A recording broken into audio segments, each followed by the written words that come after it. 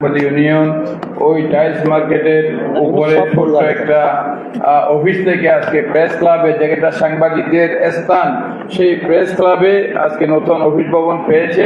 সেটা আমাদের সবার জন্য আনন্দের, গর্বের। আমি ধন্যবাদ জানাচ্ছি এবং অভিনন্দন জানাচ্ছি চট্টগ্রাম মেট্রোপলিটন সাংবাদিক ইউনিয়নের সকল সদস্যবৃন্দকে। আমরা সাংবাদিকতা একটা মহান পেশা। সাংবাদিক সমাজ আমাদের অত্যন্ত সম্মানিত একটি পেশাজীবী সমাজ, আমরা অত্যন্ত সম্মান করি।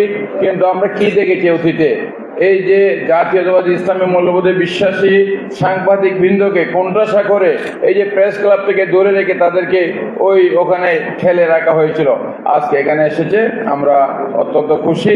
আমরা সাংবাদিক বন্ধুদের কাছে আমাদের আহ্বান থাকবে, আপনারা দলীয়, আপনার ভিতরে দল থাকবে, আপনার মতাদর্শ আপনি বিশ্বাসী হতে পারেন, কিন্তু আপনার কর্মে, আপনার যে ইয়েতে আপনি সেটা প্রকাশ করে সাংবাদিকতা এই যে মহৎ পেশাকে কলুষিত না করলে সেটাই সাধারণ জনগণ সেটাকে বেশি অভিনন্দিত করে, সেটাকে গ্রহণ করে।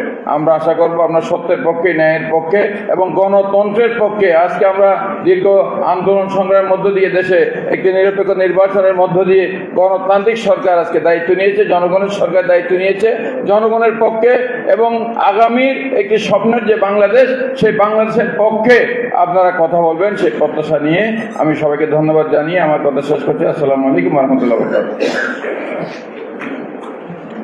আমাদের এই আজকের এই অনুষ্ঠানে উপস্থিত আছেন বিএনপি নেতা আনোয়ার হোসেন লিপু, বৈষম্য বিরোধী ছাত্র আন্দোলনের রিদওয়ান এবং সিএমই ভাই। আমি সকলকে ধন্যবাদ জানাচ্ছি।